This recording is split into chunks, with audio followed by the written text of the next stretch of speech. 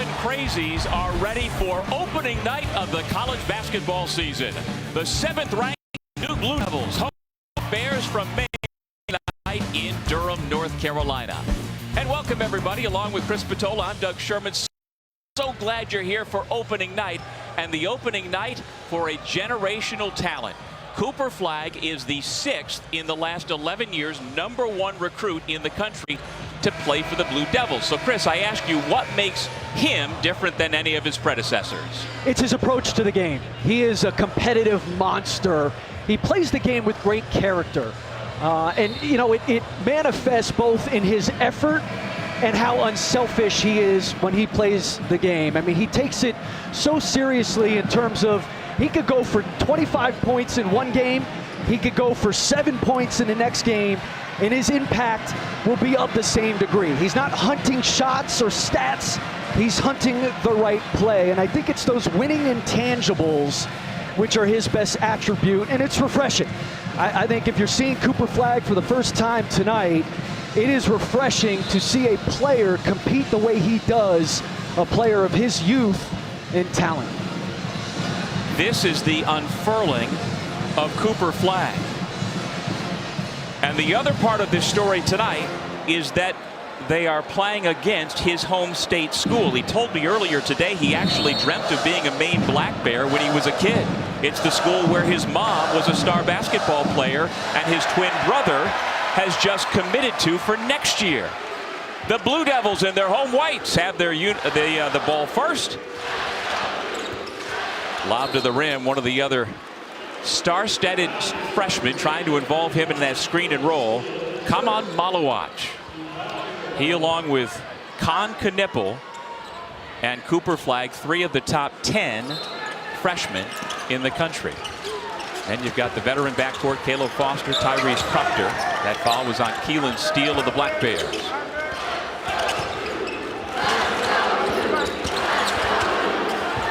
Tell you what, Con Knipple, from the moment he showed up in June on campus, has shown he's a dude.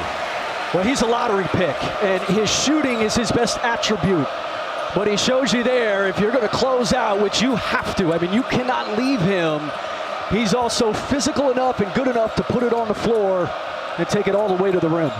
In Duke's 2 exhibition games, Knipple was 9 of 17 to illustrate your point, Chris. Duke's defense causing trouble. Proctor knocks it out of bounds. Shot clock at 3.7. There you see the third-year head coach at his alma mater, Jon Scheyer, now 37 years old. And he has his name in some good company. What a start to his head coaching career. Maine's got to put it up. Kellen Tynes able to get rid of it. But it is a stop for the Blue Devils. Duke's defense in their man was much more active against Arizona State. They have such versatility. I mean, they'll switch 1 through 4 with the lineup out there now. They have really good length. Flagg is fouled.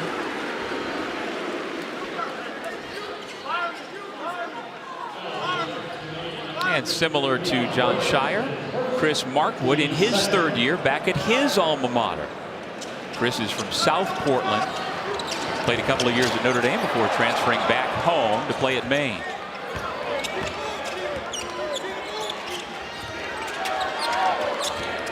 Flagg puts it on the deck. Malawach. He's got a lot of skills for a man who has not been playing basketball for very long and is only 18 years old, able to catch and put it in. With the shooting gravity, with how well Duke has shot it, you know, he's going to have an open basket. He's just got to roll to that rim, roll hard, and catch it. Off the bounce, Keon Burns, no. Malawach up above the rim for the rebound. And he's been a monster on the glass in their first 2 exhibition games. 23 rebounds in both of those, 9 of them offensive. Well, there was the first steal of the night for the 2-time reigning America East Conference Defensive Player of the Year, Kellen Tynes. His name came up repeatedly during shoot-around this afternoon for Duke and their coaching staff. Tynes is #1. Jaden Clayton also their point guard. Very good for Maine.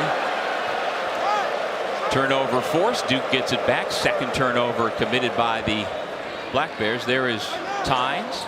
a grad student from Dartmouth, Nova Scotia, who began his college career at Montana State and has been part of the building for Chris Markwood. This Maine team coming into the year, Chris, picked 4th in the America East. That's the highest they have been seeded in the preseason in 13 years. Foster had it poked away.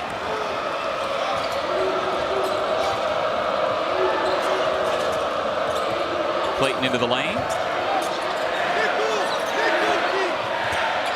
Tynes with the pull-up. Maine still looking for its first points of the season, and they come on the putback by Keelan Steele, the junior from Ontario. They play a rotating, three-headed monster at their bigs. Keelan Steele starting this game, a guy who's really battled injuries, has redshirted the last 2 years. Once again flagged and Malawach. Well, I think we're getting a sense of what makes Cooper Flagg at 6'9" so valuable. He may not lead the team in scoring, but he is going to stuff that stat sheet. Well, he has led Duke in assists in their first 2 exhibition games. I think he could lead them in assists over the course of the year. That 4-5 ball screen, that ball screen with Cooper Flagg and Malawach in that case is really tough to guard because of that versatility you're talking about. With Flagg and Knipple, the ball always seems to end up where it's supposed to go when they have it. Foul on Caleb Foster, his first. Killian Gribben has come into the game for Maine.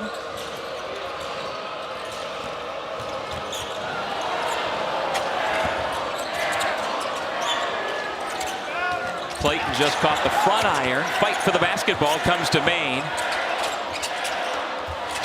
Tell you what, the Black Bears have come to play the lay-in by Keon Burns.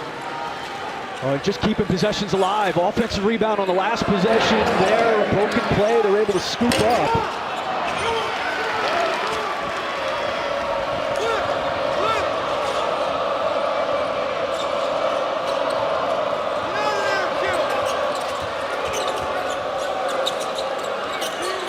Very nice. The Black Bears have tied things up on the turnaround by Burns. Keon Burns spent 2 seasons at LIU, came to Maine last year. He finished the year really well. What a move by Caleb Foster, plus the foul. Caleb Foster, because of his foot injury, did not start working out until July. And then he has been moved to that point guard position and has done an exceptional job. I mean, he advances the ball on their break-in transition better than anybody. And then he's that one guy who can really put it on the floor. He's very shifty when he gets into that paint. And a very good catch-and-shoot player. He's a very important piece for them. With the guys around him, he's that table setter they need. How do you see he and Tyrese Proctor in terms of who handles the basketball this year for Duke? I think Tyrese is going to be off the ball. I think he has handled it well. The backup for Caleb has been Sion James early. I think you're going to see Cooper Flagg. Just talking to John Shire a little bit, I think you're going to see Cooper Flagg at the point at times this year. One of those veteran transfers who is so valuable, Mason Gillis, the former Purdue Boilermaker, has his first 2 points in a Blue Devils uniform. There's that movement off the ball, something John really wanted. John Shire, when they went to that 5-out offense, it gives them that motion away from the basketball. Malik Brown, the Syracuse transfer, number 6 in white, also out there coming off the bench for Duke. Tynes got an open look. Here comes Cooper Flagg, the freshman from Newport, Maine. And he's fouled. No basket. Foul came before the shot. And he will head to the line after the break with a chance for the Blue Devils.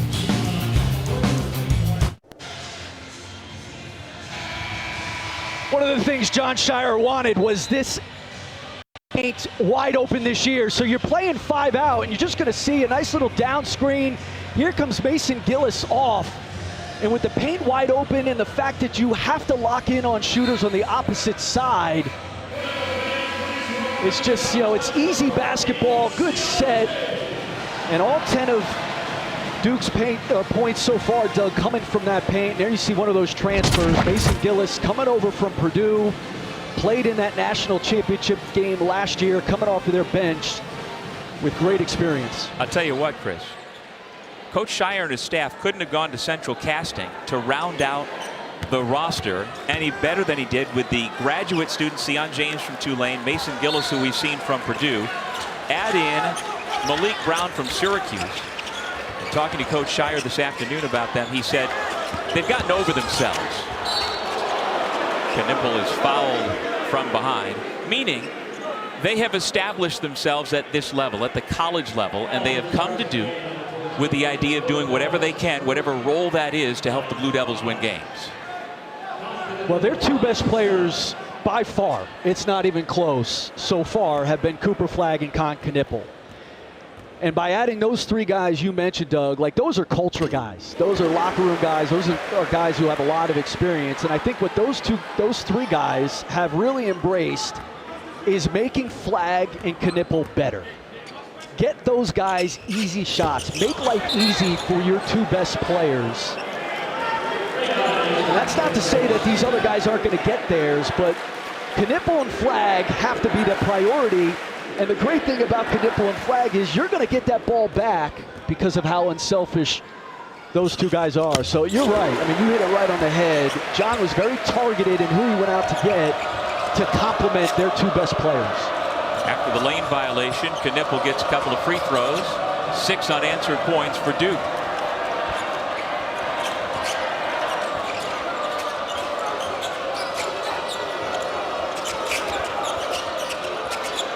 Off the screen, Christopher Mantis, who was brought into this Maine program to do just that this season. He sure was. Made 49 threes last year on a very good App State team. Long rebound comes to Knipple, who attacks. 6 quick points for the freshman from Milwaukee. There's a foul that led to the turnover. Chris Markwood, I don't blame him.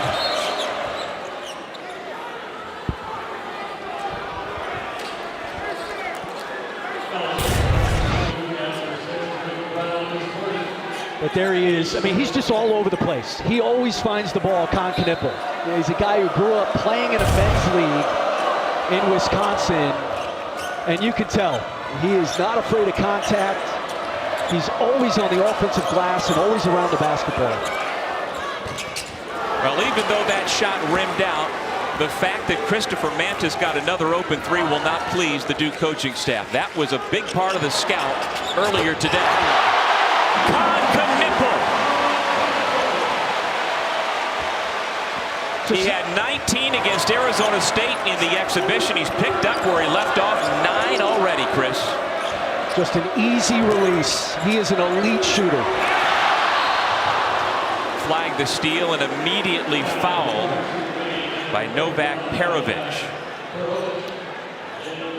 And I think John Shire is having a good time getting him shots. And again, that's where, like, Malik Brown setting that down screen, that's working to get your two best players shots. And then there's the competitor. You know, there's the warrior spirit that Cooper Flagg plays with.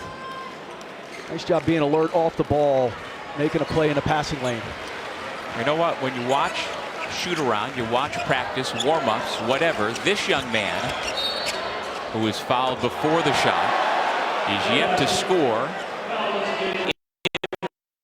Impacted things in the first 6.5 minutes. 3 assists to his credit. You can see on his face, Chris, if he misses multiple shots, consecutive shots, he's irritated. He's not happy. He's a throwback. You know, his game and how hard he plays is his bravado. He doesn't say a lot. His unselfishness, his giving of himself is his swag. You know, it's really refreshing the way he goes about his business. It's understated, a little bit old school, and to see that, I mean, remember, he's only 17 years old. He doesn't turn 18 until December. So it's not just his talent, it's his approach that makes him just wise beyond his years. So after the 1-and-1, that was the 7th team foul on Maine. Cooper Flagg's first 2 points as a Blue Devil come from the free throw line. And there is the defensive menace that is Malik Brown. Knipple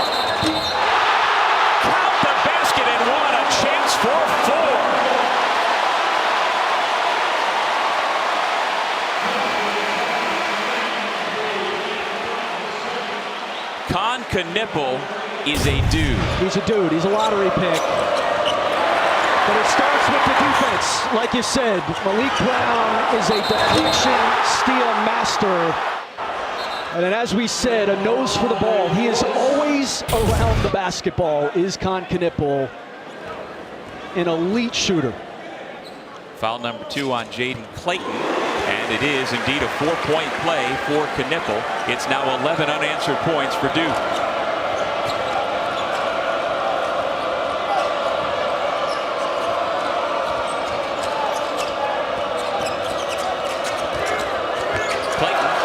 Able to keep that pivot foot.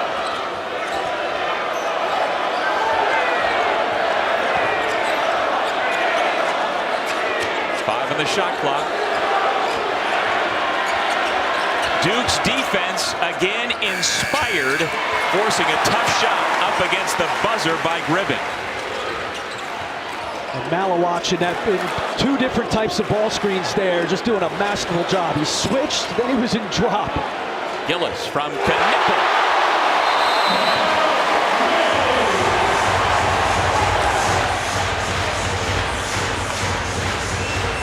The Duke run makes it 26-9 Blue Devils.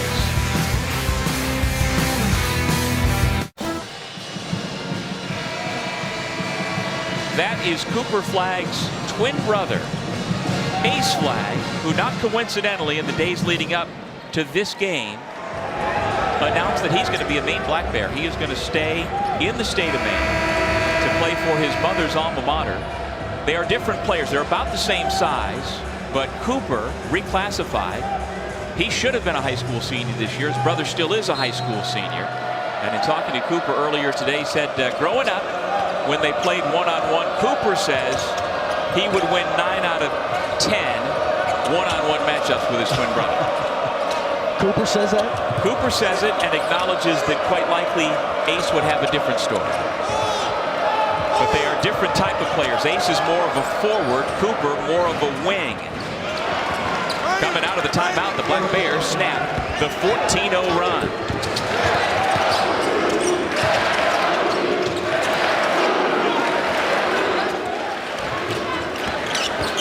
Proctor creates some space. The offensive rebound, Sion James. And the former Tulane Green Wave misses his first shot as a Blue Devil, and here comes Maine. From behind, got the block, but the Black Bears keep coming. Jaden Clayton with his first bucket of the season. Yeah, no, broken play bucket by Maine, but how about the activity on both ends from Malawach? He's all over the place, all over the offensive glass, setting screens high and blocking shots on the other end. Terrific ball movement to find Knipple open in the corner. About the first thing he has missed tonight. 13 points to lead all scores, half of Duke's points. Clayton with consecutive baskets. It's back to a 10-point game. Yeah, just that open side pick and roll coming off. And as you said earlier, those 2 guards, Jaden Clayton and Kellen Tynes, are the foundation for this Maine program. Experienced guards. Malawach with a bad pass taken away by Clayton.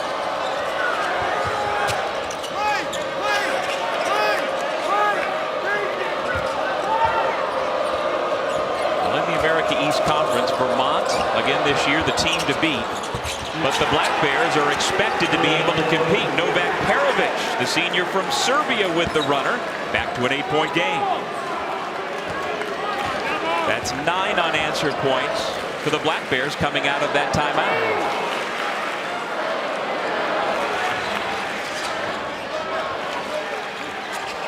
Knipple. Malawach. Proctor. Got it! The best thing Tyrese Proctor does is catch and shoot. And that was a good shot. Off of the offensive rebound. Nice job finding the open shooter. Proctor at times, shot selection can be an issue. He's the one guy on a very unselfish team that stands out because he's constantly hunting his shot. Do you think Proctor will be better than the 35% he shot a year ago? I do, as long as they're those types of shots. Malawach.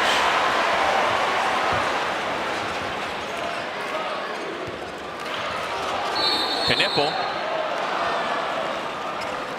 A carry, turning it over.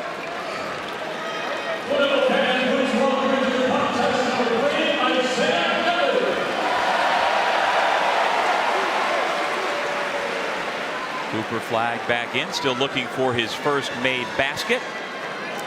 Isaiah Evans, another one of the highly touted freshmen. He's from Fayetteville, North Carolina, out of North Mecklenburg. Number 15 recruit in the ESPN 100 a year ago. He makes his Duke debut, number 3 in white.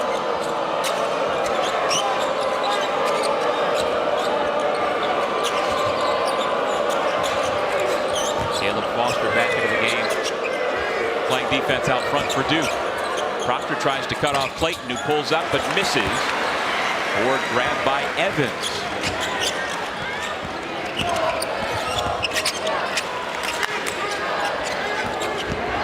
Foster drives, gets the defender in the air and lays it through. That's where those drives, they open up, because again, you've got to stay home in the corner on the shooter. A nice job driving the ball to the basket and finishing. And they spent a lot of time working with their guards on finishing around the basket. Tough step through shot by A.J. Lopez was an air ball. Foster trying to make him pay.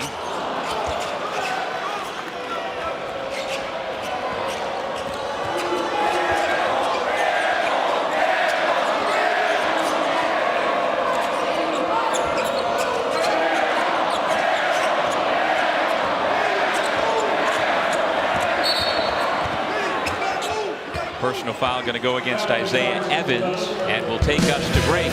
On opening night at Cameron Indoor, the Blue Devils lead by 13.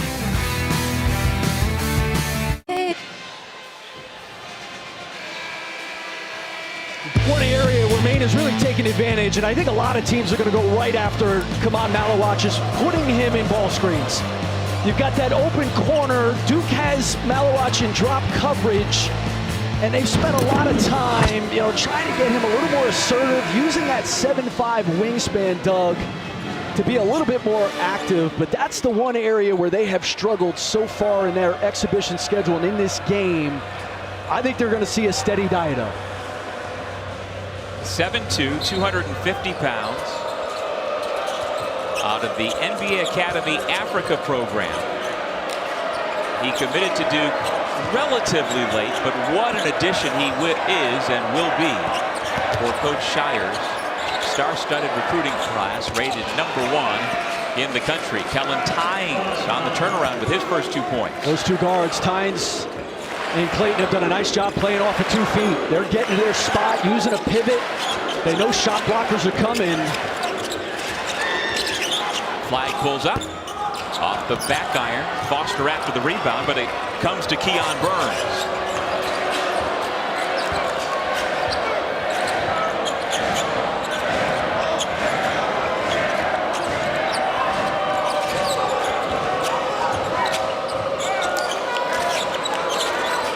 To shoot.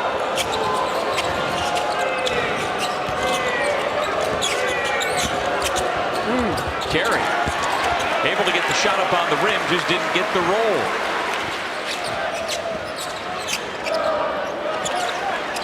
Foster steps into a 3, left it short, long rebound, grabbed by Kellen Tynes. Turnaround by Lopez. With the Cameron crazies chanting air ball every time he touches it. Foster hangs in the air, kicks to the corner, the triple, around and out.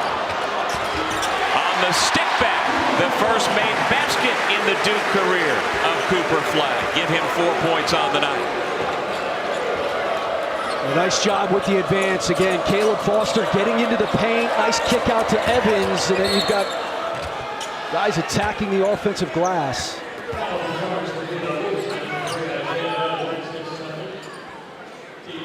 Foul on Evans.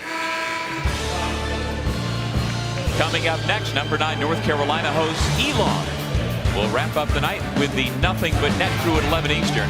What a way to tip off the season right here on ACCN and the ESPN app. Be interesting to see how reigning ACC Player of the Year R.J. Davis gets his 5th and final season as a Tar Heel underway.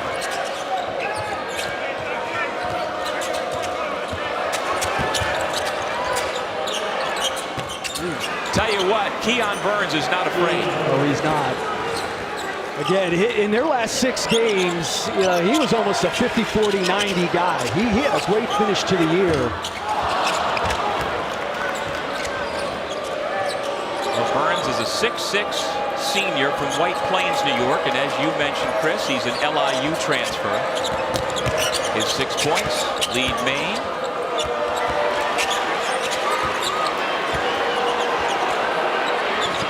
Good position inside and patience for Keelan Steele, his second made basket for the 3rd-year Black Bear, and he's got the underdogs back within 9. Foster, no, here comes Maine trying to push the tempo.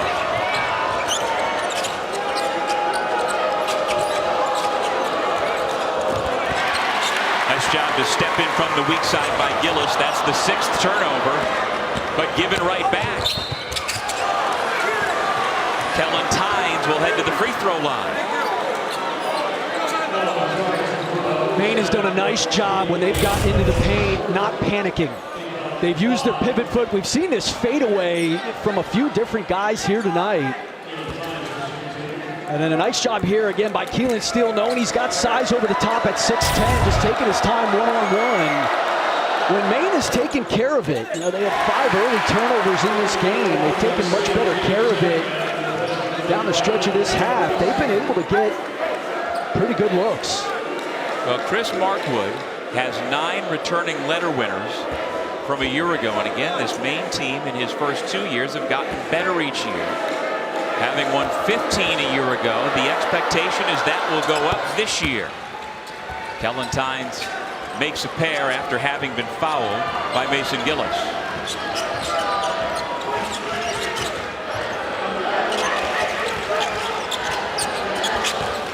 Flag attacks. Knipple into the lane. Talk about patience in the lane. He's got that as well. Well, and I'm surprised he didn't shoot it because he was open when he caught it. But again, that Flag Knipple connection, Flag on a kick out, and then Knipple, just the ability.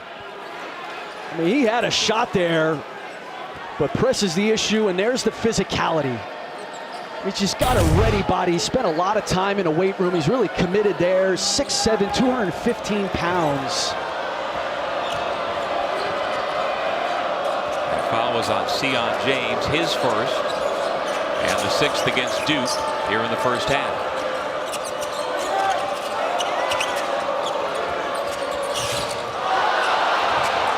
It's another Maine turnover, and here comes Sion James to the rim. Flag couldn't corral it. He goes into the front row as Maine dribbles back the other way. And a stoppage.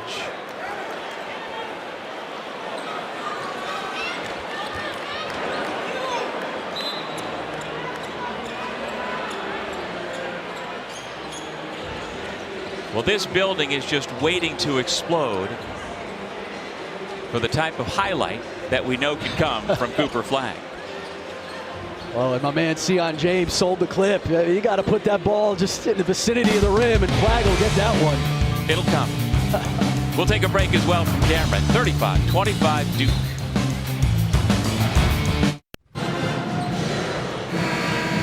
Seventh-ranked Duke up 10 on opening night here at Cameron Indoor Stadium. With Chris Spatola, I'm Doug Sherman. Con Knipple has been brilliant so far for the Blue Devils. He has. I just love watching he and Cooper Flag play because of how they play. I mean, when your 2 best players do effort-based things, and it starts there. I mean, think about how contagious that can be. And that's where those 2 guys start. Like, they impact the game even if they're not scoring, but they can both really get it going, and it's the versatility. I mean, Knipple is an elite shooter, but he has shown you his ability to put it down on the floor. He's shown you ability to, make a play off of a turnover. He's an outstanding offensive rebounder. It's just contagious, that with how hard they play. And when it's coming from 2 freshmen, everybody else has to fall in line. Do you know where they came up with his unusual first name? I had to ask him today. And what did he say? He said that his father's family is from near Conway, Montana, And his grandparents named his father Khan because of that. And then his father named him Khan. So there are 2 Khans, probably in the entire world, both from the Kniffel family. Now you know. Oh, there you go. Breaking out your best stuff in game 1. How do you know it's my best? Kellen Tynes now with 5. The season is young.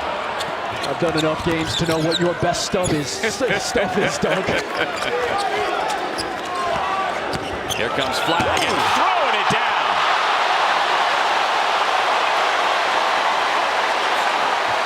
Well, that's what the crazies were waiting for.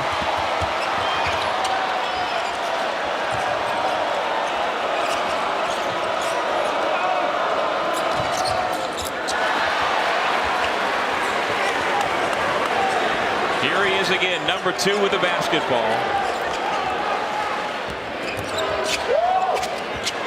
James off the feed. It's another assist from Cooper Flag. And that's Cooper Flag bringing it up in transition, initiating the play, and a beautiful skip over the top.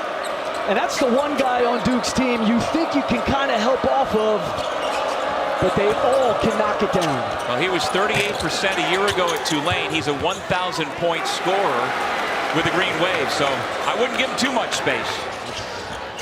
The volume of guys they have.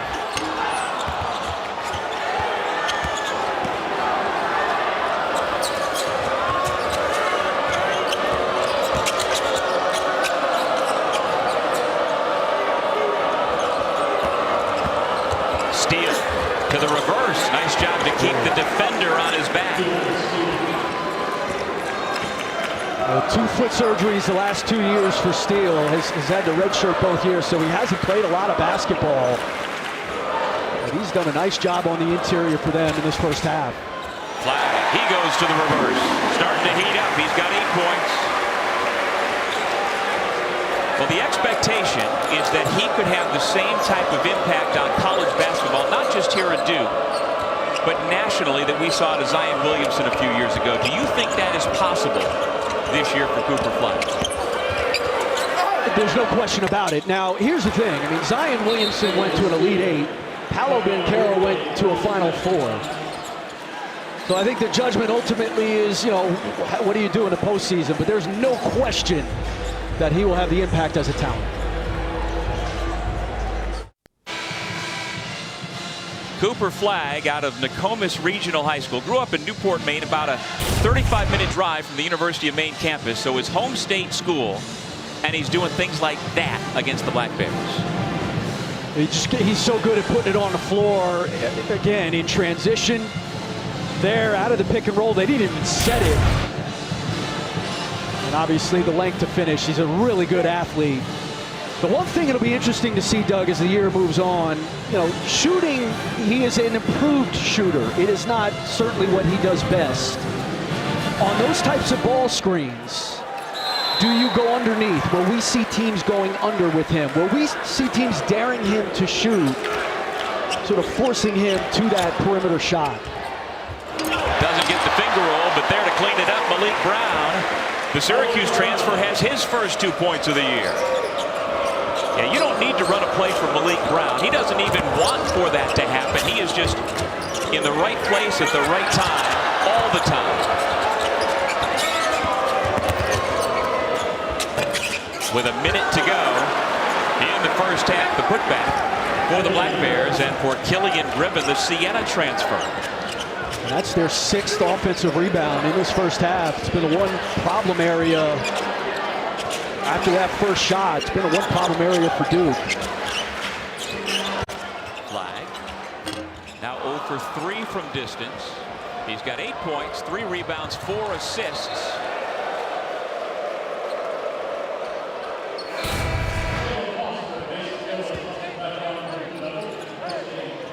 This offensive glass again, 6 offensive rebounds. Another one of those, you know, off a 2 feet fall away, and then Gribben just sneaking in there. Nobody putting a body on those bigs, especially for Maine. And you can tell John Shire not pleased. John Shire this afternoon said he was fully expecting the Black Bears to come in here Said they're a well-coached team, and he expected his team to get a good test, and that is indeed what we have seen here in the first half. It's a much better test than Arizona State gave him, that's for sure.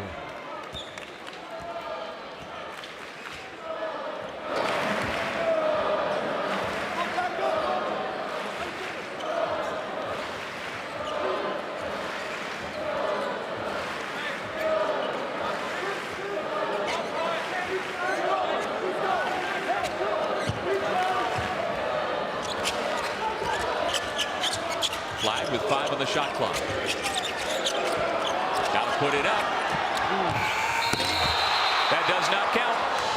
Terrific defense once again by the Black Bears to force yet another turnover. That is number 7 committed by Duke.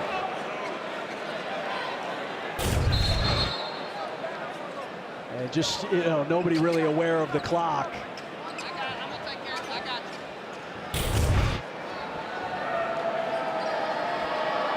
Perovich to trigger against the full court pressure with 3.2 seconds to go in the half. Tynes puts it up.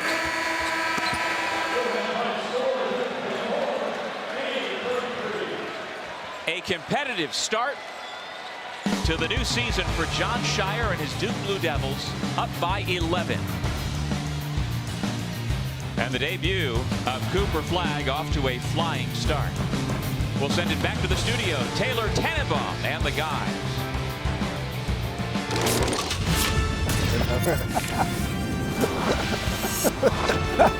Welcome into your ACC Network halftime report. Just Taylor Tannenbaum and the guys. The guys. What's up? Two-time ACC Coach of the Year, Seth Greenberg, our national champion from Carolina, Joel Berry II. I am Taylor Tannenbaum. Duke up 44-33 at halftime. Big question was, hey, what's this team going to look like? Ton of talent. Jon Scheyer, what's he going to do with all of it? What have you seen so far, Joel? Yeah, you've seen a little bit of everything. You've seen Con Knueppel getting busy there in the first half, playing with great pace. He's getting to the basket, showing the physicality. He's shooting it from the outside.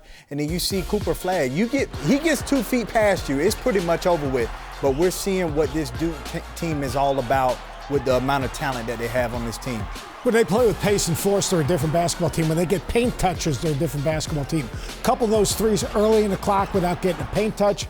Every time they get a paint touch and make a play for someone else, they get a good shot. The thing that impressed me most about Flagg is his ability to read the defense and make the right play. He gives up a little bit of himself for the good of the group. Look, he's going to create a lot of attention. When he creates attention and people help early, he's got to read the defense. It's going to basically be 4-on-3 behind. I thought his decision-making was terrific. But Jon Scheyer's message is going to be real simple.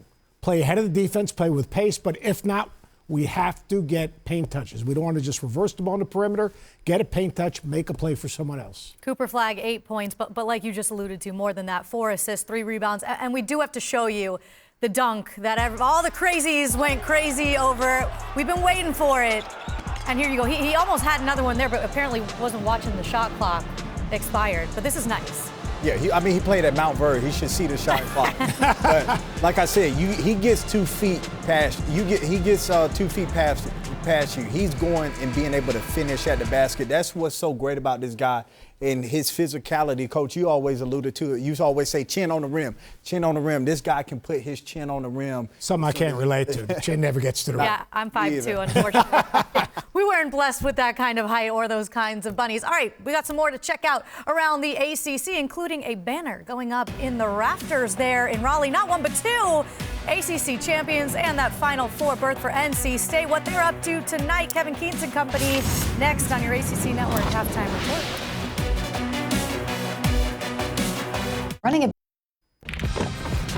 Welcome back to your ACC Network halftime report. Louisville hosting Morehead State. First game of the Pat Kelsey era. New day in Derby City. Opening minute of the game. Chucky Hepburn throws up the alley-oop for James Scott. First bucket is one for the highlight reel. That'll get the fans involved. Later in the first, Louisville up by 8. Cason Pryor. Cason Pryor, I love what he brings to this team. A guy that we see him here dishing it off, but he can really stretch the floor at the 4 spot. He's a point post. This team can defend and play in transition and can play with great spacing. They're up big right now heading into halftime. Then in Raleigh, an eventful evening against SC Upstate, starting off with some banners being unveiled. Early first half, NC State up 11-10. Breon pass to Dontrez Styles for the dunk. Team likes that. 10 minutes left in the first. Michael O'Connell, we've seen him hit some big threes in his time.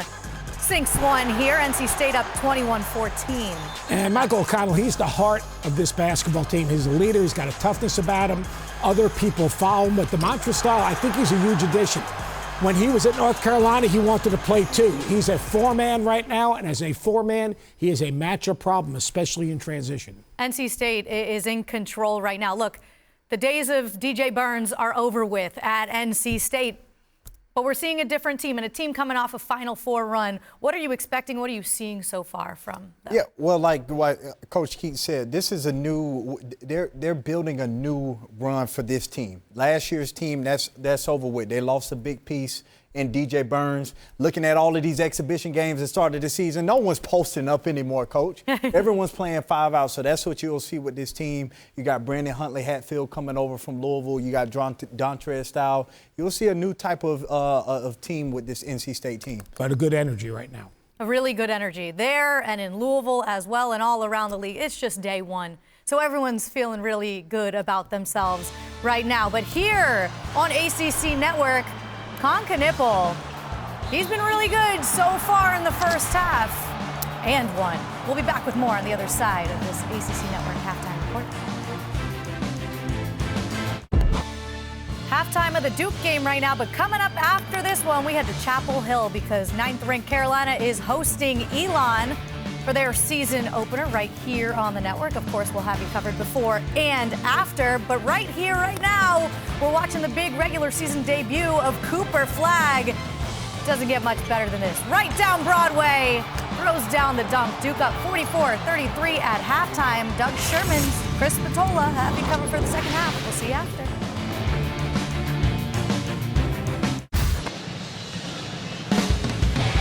On opening night, here in Durham, North Carolina, the 7th-ranked Duke Blue Devils with an 11-point lead over the Maine Black Bears out of the America East Conference. Welcome back, everybody. Along with Chris Spatola, I'm Doug Sherman. And of those 44 points, 23 of them have come from Con Knippel and Cooper Flagg, their two sensational freshmen. Yeah, they're two best players, and they've done it in a number of different ways. I mean, Knippel's got 2 threes. We've seen the versatility from both of them. It's just they take the fight to you. And, there's the 3 from the elite shooter that Knippel is. He picks up the trash there on the broken play, and then he shows you he can drive it. Puts that physical body, 215 pounds, down on the deck and finishes. And then Cooper Flagg, he's got the 8 points, has shown you the package, initiating offense here on the offensive glass. Then he puts it on the ground, can show you finish at the basket. He's also got 4 assists. He's leading Duke in that category. The versatility is astounding for those 2 young players. They both played 16 of the possible 20 minutes for John Shire in that first half.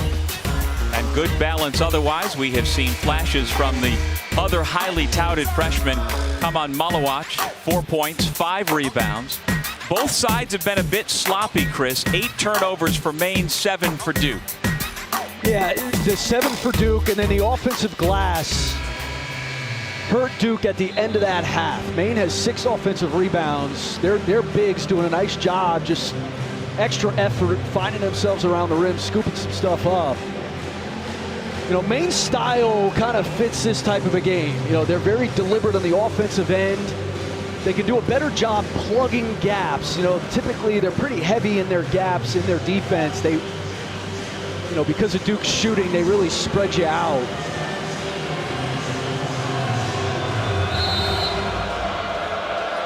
The 120th season of Duke basketball beginning here tonight in venerable Cameron Indoor Stadium, which dates back to 1940. Maine with the basketball first in their navy uniform with the sky blue lettering and white trim. Ball slapped away from Clayton. Flagg then lost it. Back to Clayton. Good ball movement. Finding Burns open from 3. Just sloppy from Cooper Flagg, sloppy from Duke in traffic there, and another broken play that Maine's able to take advantage of. And a nice job sharing the basketball to find a quality shot. Burns leads Maine with 9. Proctor no. Malawach had a hand on it. It'll stay at this end. Well, Maine's made a number of scrappy plays. There's the poke away from Flag, and then nice play by Keon Burns with that backflow coming from behind and a good extra pass to get an open shot. Proctor, nothing but net. The junior from Sydney, Australia, now with 6 points. That's his shot. Catch and shoot. Doesn't have to be spectacular. He's got to be dependable this year for Duke. Kellen Tynes just inside the three-point line, left it well short. Here's Con Knipple, who leads all scorers with 15. Foster to Flag. Looked like it might have been clean up top by Keelan Steele, but he's going to pick up the personal foul, his second. And there's that wide pin down. Again, that early offense. Duke's advance is so good. And because they space those guys in those corners, you get that pin down, you get Cooper Flag coming off. You know, he had 4 assists in the first half, which means in 5 halves of basketball, the 2 exhibitions in the first half, Doug, he has 13 assists and only 1 turnover. He's going to lead them in that category this year. I mean, he draws so much attention. With his size coming up the floor, he can see over the top. And as we know, his instincts and his feel are outstanding. He's now got 10 points. Chris, who do you think for Duke is going to be the leading scorer this season? It's a great question. You know, probably Con Knipple would be my offering. As Proctor picks up the foul. From what we've seen so far. They got a lot of dudes, though. You know, I was sitting on Friday at their practice with Brad Stevens, the president of the Celtics, who was there watching, and the thing that stood out to him about them was just the number of guys and the interchangeability that they have. And John Shire's done a great job with them. They are in a really good rhythm, especially for this point in the year. Offensive foul drawn by Flag. Personal against Clayton.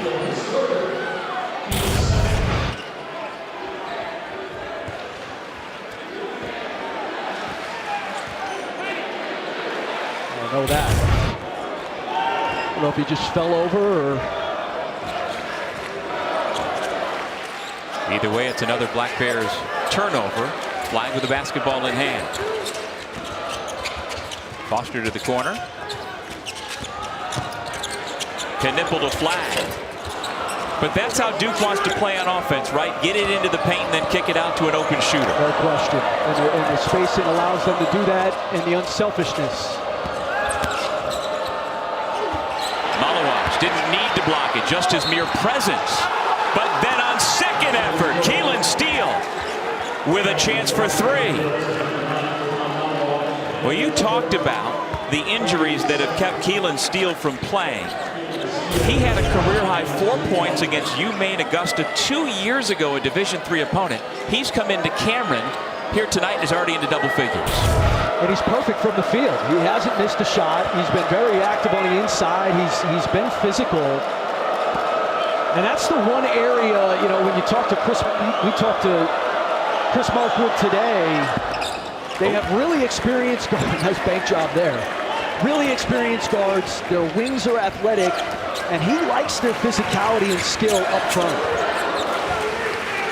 This game was tied at 6. Duke went on a run and has maintained a double-figure lead for the most of the rest of this game. Malawach will head to the line to shoot 3. He is number 8 on Jonathan Gavoni's latest NBA draft big board, which has Cooper Flag number 1, Con Knipple number 6.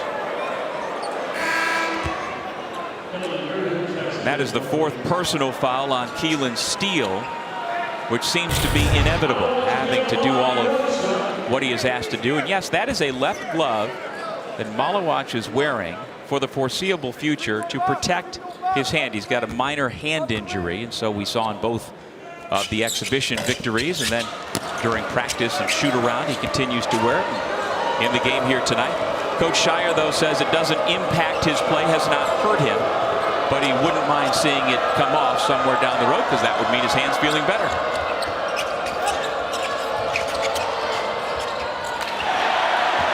Killian Gribben off the mark. Here comes Cooper Flagg with a full head of steam. Likes the matchup, backing down. Big time. Well, when you've got Kellen Tynes at 6'3", trying to hang with that big man, it's going to be tough to keep him from getting to where he wants to go. Well, somebody's got to come over and get his back. You've got to get the ball out of Flagg's hands, but how about the patience? I mean, 2 or 3 spins, got to his spot, played off of 2 feet, right over the top. That's 12 points tonight for Cooper Flagg.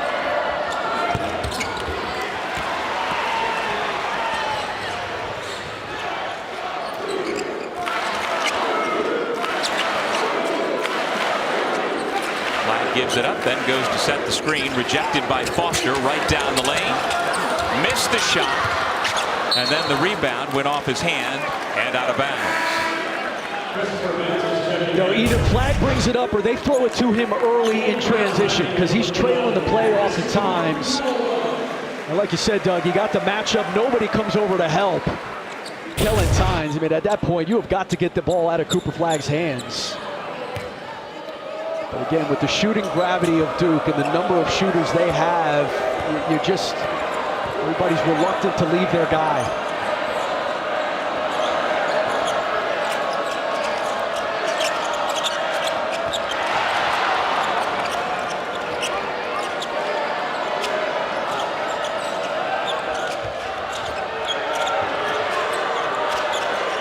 Five on the timer.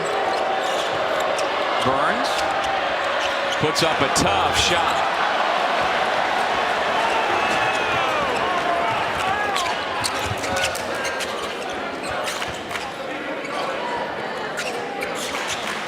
Malik Brown off the Duke bench early here in the second half. Flagg works to the baseline, finds Knipple in the opposite corner for 3. It's a great pass from Flagg. Not good defense. You cannot leave Knipple. Like, you have got to stay in his pocket. He is too elite a shooter for you to be ball watching, not expecting. And this is, again, a high-level pass. But Jaden Clayton, what are you doing, my man?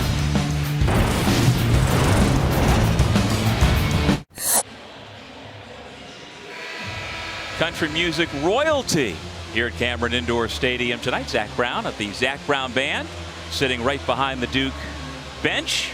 You just never know when you come to Cameron who you're going to see, Chris. You know I like my chicken fried. Cold beer on a Friday night. Doug, how about you? I do. I had the chance to see him in concert down in Tampa this past spring. Fabulous as always. Duke is on a 7-0 run, matching its largest lead of the night at 17.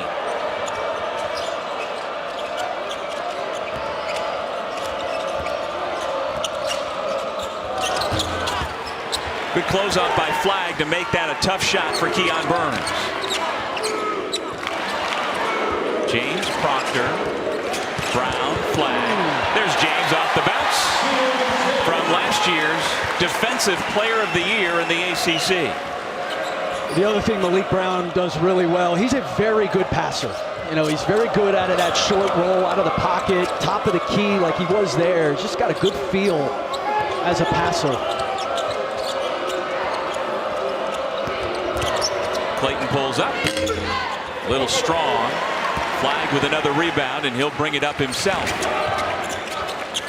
6 rebounds now for the freshman in his debut. Well, there's the strength of James. When you look at him, you understand he can make plays like that. Yeah, like you said, 1,000-point score in his time at Tulane, doing a lot of that. You know, Duke really hasn't had a guard with his size. Not many football teams have had players with his size. Well, we talked with Coach Shire earlier today about the 3 key transfers he has coming off the bench. Kellen Tynes with the basket. I said, is this the template for Duke basketball going forward, where you bring in the elite freshmen and then surround them with veteran transfers? And he said yes, but no. He would love to not take as many transfers necessarily. He'd like them to be homegrown if possible. Brown has it rattled out. But he was not complaining at all. He is thrilled with the way they filled out the roster this year, using as many transfer spots as they have. Flag with another rebound, and he's fouled in the backcourt. And that'll take us to break. The debut of Cooper Flag going well for the 7th ranked team in the country.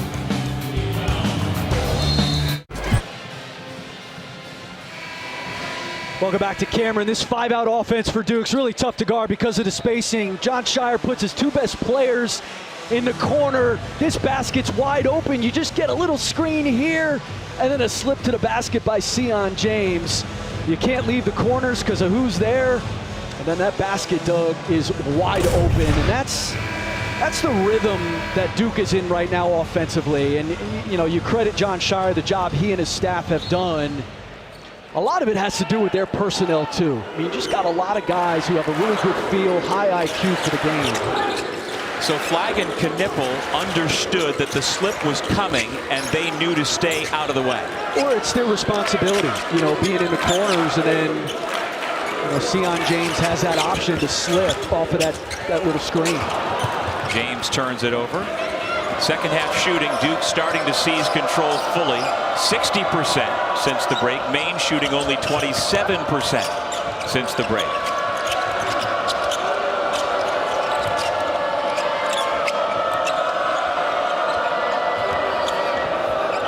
Clayton guarded by James. Gribbin.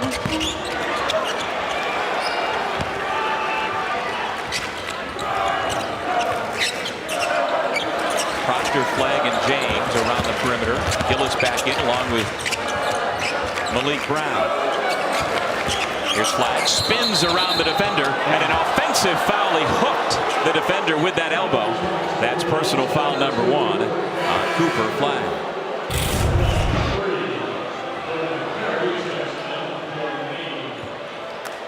Yeah, I mean, by rule.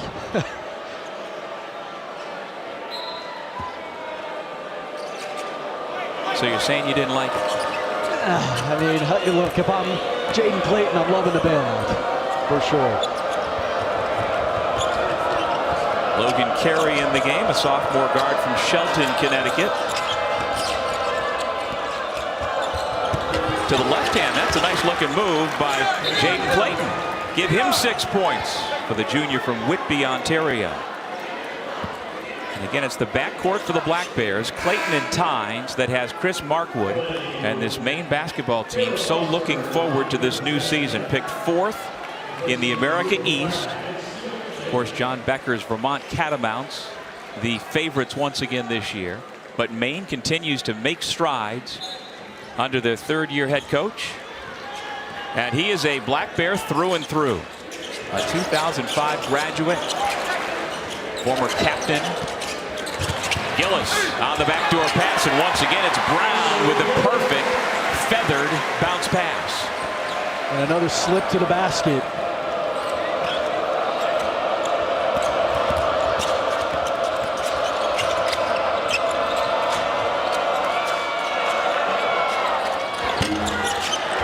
Gillis does a nice job staying with the shooter Mantis. Foster puts it on the deck, draws the contact, and puts it through.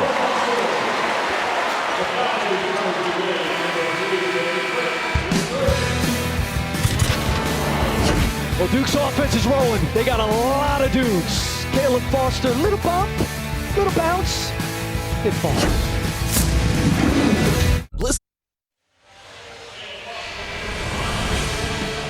Back here in the Bull City, here's our Week 11 ACC Network football lineup. It begins Friday night. The matchup of 4 and 4 teams at 8 Eastern, 5 Pacific. Cal squares off against Wake Forest. Then Saturday, NC State hosts Duke in Raleigh at 3:30 Eastern, followed by number 23 Pitt and Virginia at 8. Each game is also available on the ESPN app, so you can watch anywhere.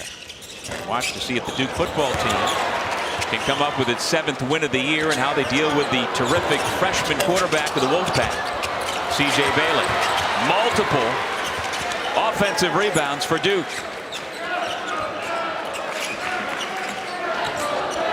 with Chris Patola. I'm Doug Sherman here at Cameron Indoor. And that time, Malik Brown unable to hook up with the cutter. This time it was Proctor, and the ball goes out of bounds back to Maine. The 11th Duke turnover. If you're on the Duke bench, does that turnover not bother you quite as much? No, I don't think it does, because it's one of those of commission. Yes. You know, it was a tight window, but certainly it's a play that Malik Brown can make.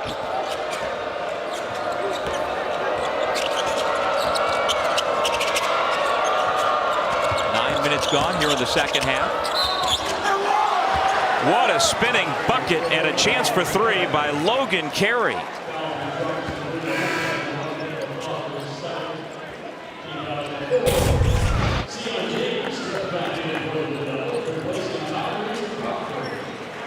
mean, I don't know how he got it through that window. I had to see it twice. Yep. I mean, just squeezing it through there as Malik Brown comes over. What a finish.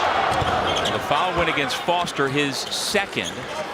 Nicely done by number 0 in blue for Maine, Logan Carey.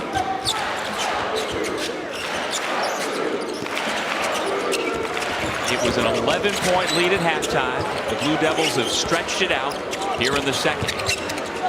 Gillis. Soaring in is James, back to the corner. The former Boilermaker misses consecutive three-point shots. And the ball goes back over to Maine. Yeah, we were talking to Chris Markwood earlier today. Asked him, is this your first time in the building? He said, no, I've been here one other time before. I was an assistant at Vermont in 2013-14. They lost to Duke by 1. They had a shot, I guess, at the end of the game. That was the year that Duke had Jabari Parker and Rodney Hood. So when he was at BC as an assistant, Duke, I guess, came up to play them. So this is his second time in Cameron Indoor Stadium. And we talked about the fact that he is a former Black Bear himself. His wife, Ashley, was also a star basketball player at Maine. She has made the trip with her 2 daughters. Caleb Foster lays it in.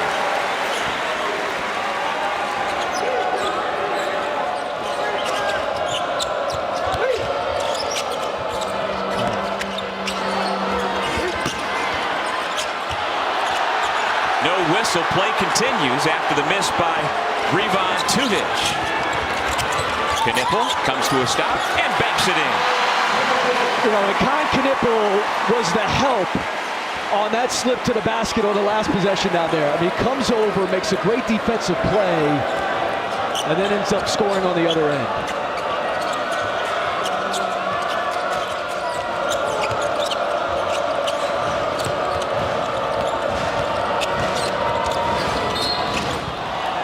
Whistle against Duke.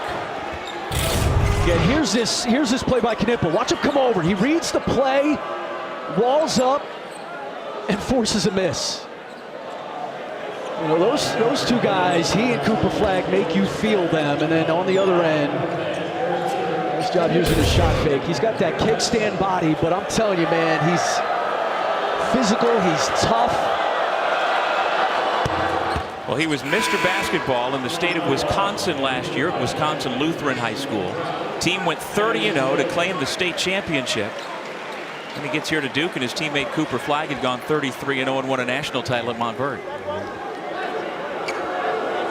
Well, they have both been well coached. I mean, that's where we were talking about Ace Flagg and Cooper earlier. Like, they were coached by a guy named Andy Bedard, who is a Maine basketball legend. Coached by Andy from a young age, and he coached them hard. Like Cooper Flagg has been coached hard. Con Knipple has been coached hard. And you see the result. Here goes Knipple. Goes to the right hand. He's now got 22 points.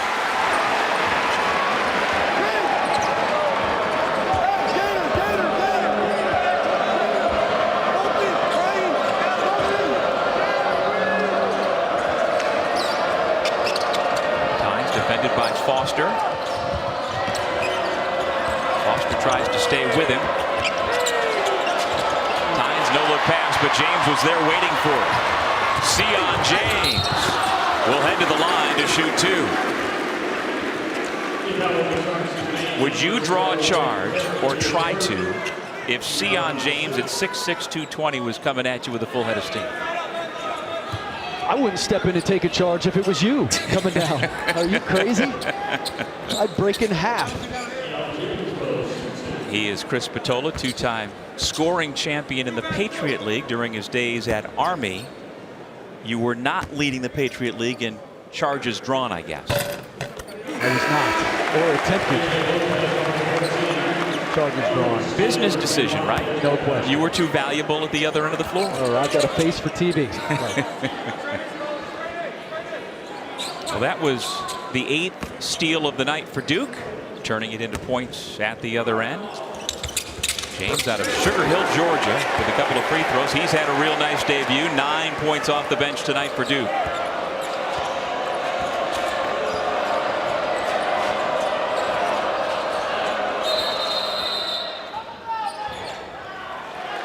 It's going to do it.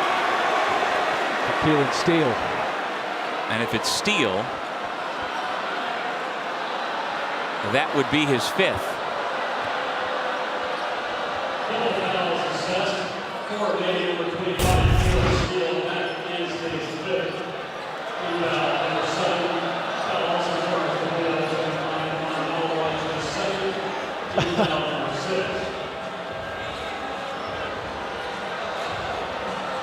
Yeah, I like the call.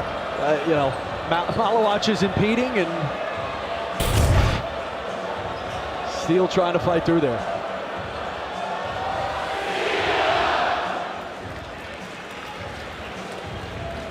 So after a career night here at Cameron Indoor Stadium, Keelan Steele sits down having fouled out with 11 points. But a terrific start to the season for the now healthy 6'10" junior.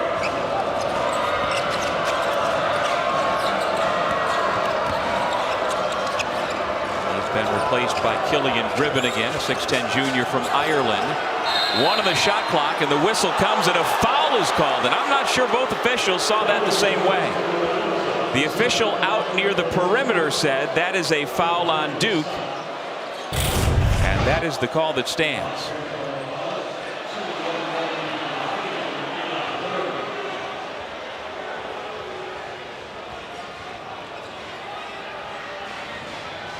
Yeah, I don't know about that call. I mean, he puts his hand on him, but obviously Burns was off balance to begin with, and then I think Concanipple just kind of walls up. Yeah, and I think the other official was going to call out of bounds, and we didn't see a cylinder call by either official. Keon Burns putting together a nice night here at Cameron. Give him 11 points. He and Steele share the lead for the Black Bears. Concanipple leads all scorers with 22. Cooper Flagg has 12 in his debut.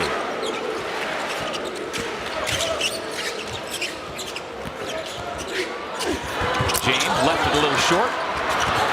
Fight for the ball comes to the Black Bears. And the Blue Devils commit a foul in the backcourt. It goes against Concanipple. And we will take a break after the freshman picks up his second personal.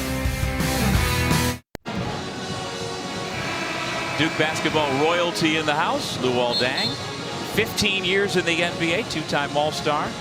And he's here because Kaman Malawach is one of his.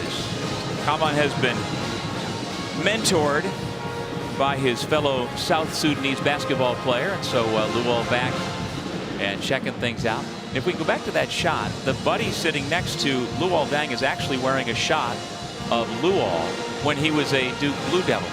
And I don't know why Chris Patola is not wearing a Doug Sherman shirt right now. That's what friends are for right there. It's on layaway. I wanted to wear it tonight. They put it on layaway. They're a hot item. What would you be doing in that shot? Making a shot, of course. I can get you one. Oh, man. Well, Malawach wears number 9 because that's the number Luol Deng wore in the NBA. He wore number 2 while he was a Dookie. This week, ACC Huddle starts the day at a special time of 2 Eastern from Acrisure Stadium in Pittsburgh with a 90-minute pregame show leading into Duke NC State at 3:30, and then they're back at 6:30 to wrap up the afternoon with highlights and analysis and to get you set for Virginia Pitt at 8. After the game, stay right here on ACCN for a full postgame show to wrap up the night. And we'll see how Eli Holstein and the Pitt Panthers bounce back from their loss to SMU. Flag drive and dish to Nipple. No.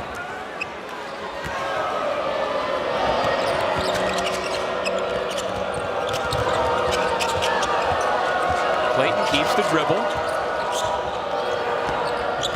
Gribbon's pass knocked away. Here comes Cooper. Flag. Flying high.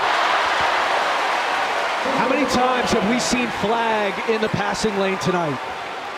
Anticipating, using that length. He's a wonderful combination of not just the physical gifts, but the mental gifts and fundamentals. Having the proper hand in the passing lane to come up with it, keep it in bounds, and to be able to go the distance.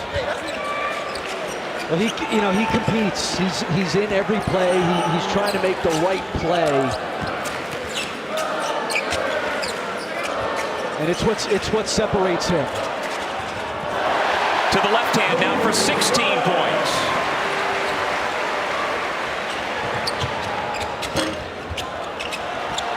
Proctor grabs the long rebound.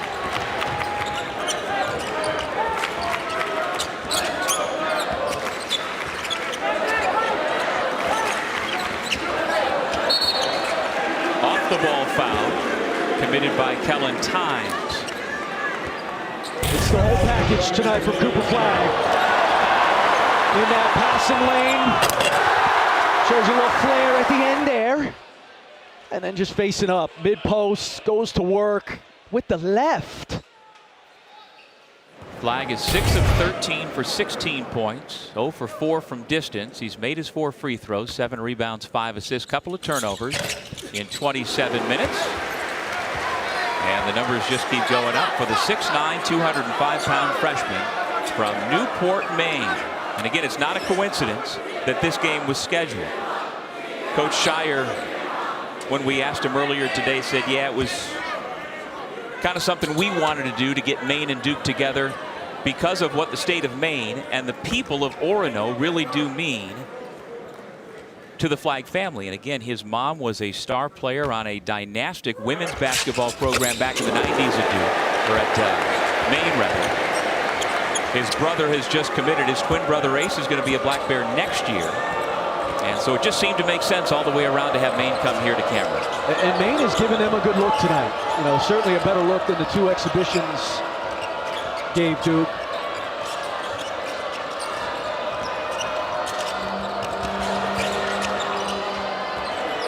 Timer under 10. Flag pokes it away, but he's going to be called for the reach-in. To the chagrin of the Crazies. That is foul number 2 on Flag.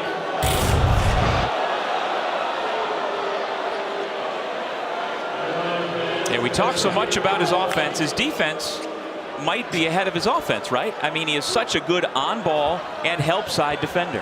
He is. First of all, that was a foul. Despite John Shire's reaction. But yeah, I mean, it's hard to say his defense is ahead of his offense because his offense is you know, certainly at an advanced state. But he's committed defensively, which again, you know, there are a lot of things that really hyped, talented, anointed young players do not do. Effort, commitment to defense, these things you're talking about, Doug, that Cooper Flag does. I mean, he sits down in a stance and he is willing to defend. And he's alert off of the ball. Foster had it knocked away on the way up by Burns. At the other end, the foul committed by Knipple.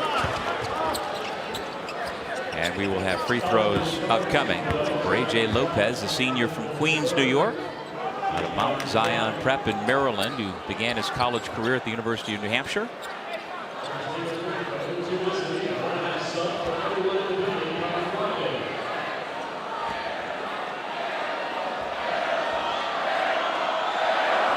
Well, Chris, the fall seasons roll on, and we have 3 more ACC championships for you right here on ACCN and the ESPN app. Our women's soccer coverage continues through the semifinals Thursday at 5:30 and 8 Eastern. The field hockey quarterfinals begin tomorrow at 10 a.m. Eastern, and the men's soccer first round starts Wednesday at 6 and 8. ACCN is the home of ACC championships. The ACC currently has 7 teams ranked either number 1 or number 2 nationally, including the Duke women's soccer team number 1, Clemson number 2, and the North Carolina field hockey team number 2 in the country. You'll get a chance to see them in their ACC tournament play. Knipple gets his own miss, and he'll bring it back out. A little more than 5 minutes remaining here on opening night at Cameron Indoor Stadium. Behind the back, Flag pulls up, no. Brown back out to Flag, thought about it. Foster to Proctor, spotting out. Well, you said that's the best part of his game, and now he's going to have a chance for 4. It is.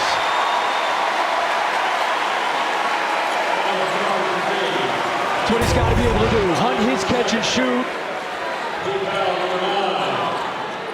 You know, I think he's been humbled by the last 2 years. Tyrese Proctor, you know, a guy that, you know, some thought maybe be a one and done. It certainly hasn't turned out that way.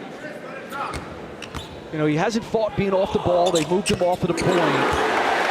He's not going to score his way into the NBA. Yeah, he's got to be a guy, good catch and shoot player, 3-to-1 assist to turnover, and somebody who defends, which he's certainly capable of doing. He's now got 10 points, 3 of 4 from beyond the arc. And you'll remember Proctor got here young. He was a reclassified guy. And as an illustration of just how hard it is to play at this level, especially when you have classed up. Foster rattles home a 3. Largest lead of the night for the Blue Devils.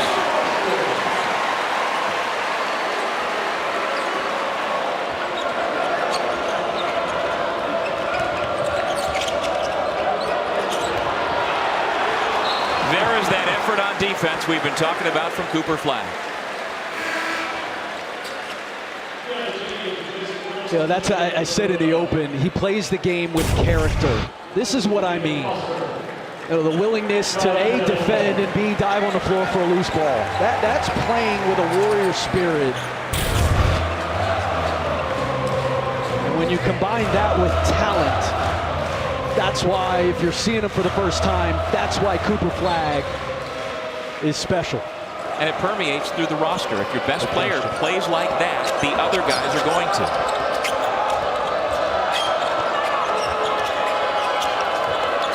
On the shot clock. Lopez. Not sure he beat the buzzer, but they let the play go on after the miss.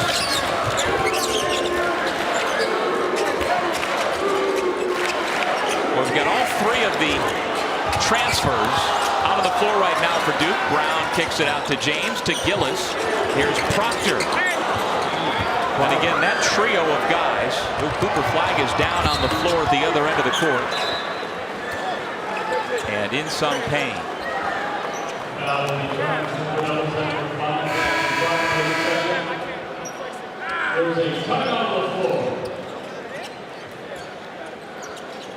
We'll step away as they work on that left leg of Cooper Flag. Running it. As we went to break, the 9,300 here at Cameron Indoor Stadium were holding their collective breath as Cooper Flag went down. Yeah, and all signs, you know, looks like it was just a cramp. In fact, saw him say that. But if you're John Shire in that moment, your heart's probably got to stop for a beat. Oh, yeah. Well, the freshmen, Flag and Knipple, right from the start have been terrific. You see, scoring 40 of the 85 points. And that is just part of the story. You know, John Shire was telling me a story the other day. I was asking about the relationship between Knipple and Flag. And he said Cooper wasn't practicing well one day. And Kahn screamed at him and said, "Flag, lock the F in. Wow. What are you doing?" And then to Cooper's credit, he turned back and said, "I got you. I got you." Yep. And that's something else that permeates through the team.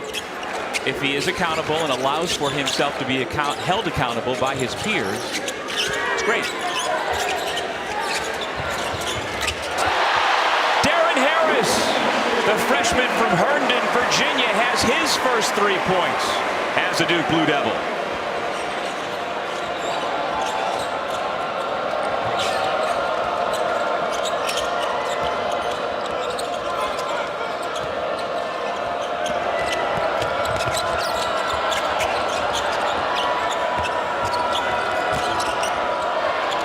Tough shot off the window, too strong. Brown clears the rebound. Foul on the 3 will send Harris to the free throw line. And we talk so much about the 3 freshmen in the starting lineup, but John Shire, as usual, with the #1 rated incoming freshman class in the country this year. It's not just 3 guys, and Harris is a big part of it. He was rated number 31 on the ESPN 100 last year, and that shows you how tough it can be to get playing time on a roster this deep, maybe the most talented in the country. Well, he's going to be good. I mean, he's already good, but to your point, they just don't have enough room, you know, to get him out there, certainly in close games. You know, he and Isaiah Evans are kind of fighting the same battle. But Harris can shoot, he's talented, and will be good in time. Well, North Carolina has its share of highly touted freshmen coming up next. The #9 Tar Heels will host Elon. We'll wrap up the night with a nothing but net crew then at 11 o'clock Eastern. What a way to tip off the season right here on ACCN and the ESPN app here in the Triangle, starting with the Blue Devils, and then we'll toss it off to Chapel Hill, and we'll see what the Tar Heels have in store for the start of their season. That has become a tradition on ACC Network to have back-to-back 7 and 9 o'clock games, either start at Duke and go to Carolina, or this year or other years going the other way around. Zion James somehow keeps his footing and lays it in. 11 points. The young man out of Lanier High School in Georgia. Again, he averaged 14 points per game a season ago with Tulane. He is capable of putting up numbers. Gillis steals it away, and here comes James. Evans flares to the corner. Gillis fills it on the wing and buries the triple. Again, Brown, James, and Gillis bring so much experience to this young Duke roster. They sure do.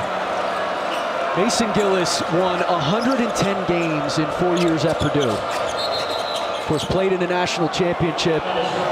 He was 110 and 29 in 4 years at Purdue. They won 29 games 2 years ago, 29 games the year after that, and last year they won 34 games at Purdue. And of course, Zach Edey has a lot to do with that, but Mason Gillis, a big part of it. He's physical, he's tough, he's got that big brother vibe to him. And he can score. He put 29 on Penn State a couple of years ago, including a Mackey record 9 made threes. He has played in 11 career NCAA tournament games. So that veteran leadership in his 5th year coming to Durham is just going to pay dividends all year long for Coach Shire. He is now the 6th Duke player tonight to reach double figures.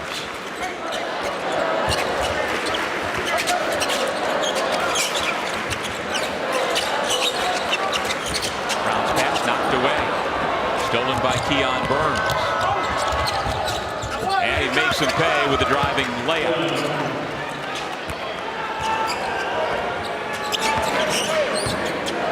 Well, Burns has 15 points to lead Maine. Steele fouled out with 11 with just under a minute remaining here at Cameron.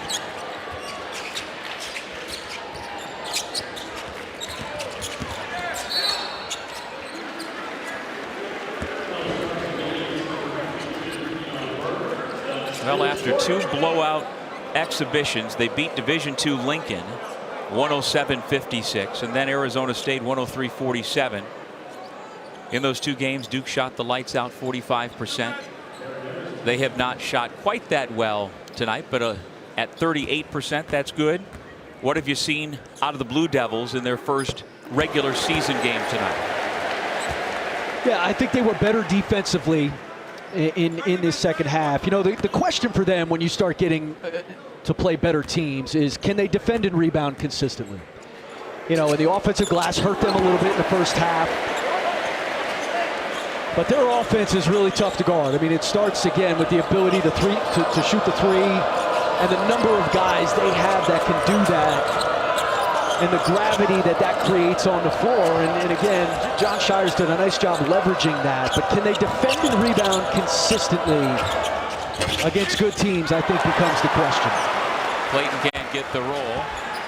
And Duke, with 6 double-figure scores, can just dribble it out. Knipple 22, Flag 18.7 rebounds, 5 assists, 11 points apiece for Foster and James, 10 apiece for Gillis and Proctor. A lot of weapons this year for people to deal with when they face the Blue Devils.